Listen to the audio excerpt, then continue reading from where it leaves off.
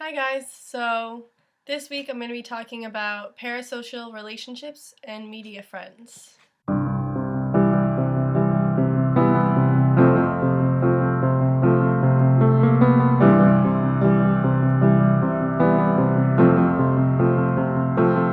¡Hey! ¡Por fin tengo internet otra vez! Como saben, hace poco me cambié de casa y ha sido un proceso muy largo. De hecho, aún ni termino. Ni siquiera he pegado al señor Letlelo.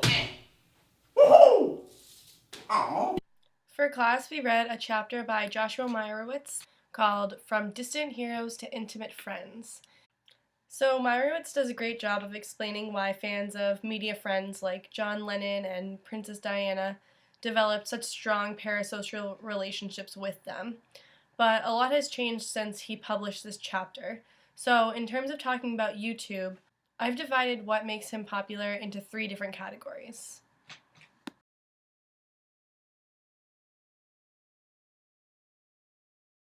He handles everyday themes that are universally relatable in a very funny way, so people can kind of laugh at the mundane, the things that they take for granted. Something that Herman does that's very different from other YouTubers is that he's stayed true to his original concept throughout. I think that staying true to his original concept has done a lot for increasing his fan base and also sustaining the parasocial relationship that he already has established with his fans.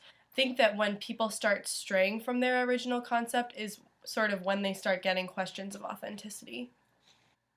So his staying true to his original concept, it definitely provides a sense of consistency to his fans, so they know what they're going to get with him, unlike in their regular life where there might be instability or things that are unpredictable that are scary. Every time that you log on to watch an Ola Soy Herman video, you know what you're going to get and you know you're going to laugh. This is something that Meyrowitz talked about in terms of Princess Diana when in 1995 she did an interview and she was discussing how she had struggled with eating disorders, she had attempted suicide, she had committed adultery, and the royal family at the time was shocked because this was just a PR nightmare for them. And her fans actually became even more avid after she did that. And I think that that's something with YouTubers that's been extremely prevalent in gaining popularity. Pretty much all the famous YouTubers have some type of backstory, some type of struggle, whether it's struggling with their sexuality, struggling with a mental illness, a family problem, even just with their boyfriend or girlfriend. And these are things that we can all either relate to or empathize with. It invites intimacy, you feel like you're talking to someone that you're close to when you find those things out about him. So in his videos, Herman has discussed his father leaving his family, his father passing away, his struggles to pay attention in school, fights with his girlfriend, as well as the loneliness of living in a new city and loneliness in general, which is something that we don't really expect from YouTubers who have 21 million fans.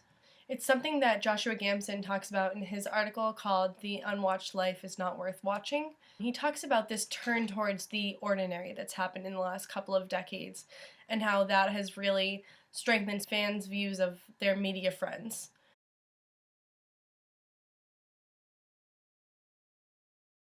Es hora de sentarse. Nah. Preguntas de Twitter. Meyrowitz discusses how people whose relationship with a media friend is considered obsessive or unhealthy typically happens when the person expects something from the media friend in return, and they might get angry when the media friend doesn't reciprocate their attention or affection. So with social media platforms, this has sort of become more complicated because there is so much more potential for interaction. The possibilities are endless for the frequency that you can get in touch with them and the ways that you can do that. And in addition to that, there's also more potential for them to respond, because something that Ola Soy Herman and other YouTubers do is they will make videos responding to Twitter comments. So what that does is all those people who are asking about that specific thing feel like they're now being addressed by the media friend, and that definitely strengthens the parasocial bond. ¿Fumas? No, fumar hace mal, te daña los pulmones y te acorta la vida. Bueno, ocasionalmente aspiro cemento, inhalo neopren, me meto con putas con sida y le hago a la coca, pero fumar no. ¿Es cierto que te ganas la vida pateando traseros de ancianos? mi trabajo aquí está hecho.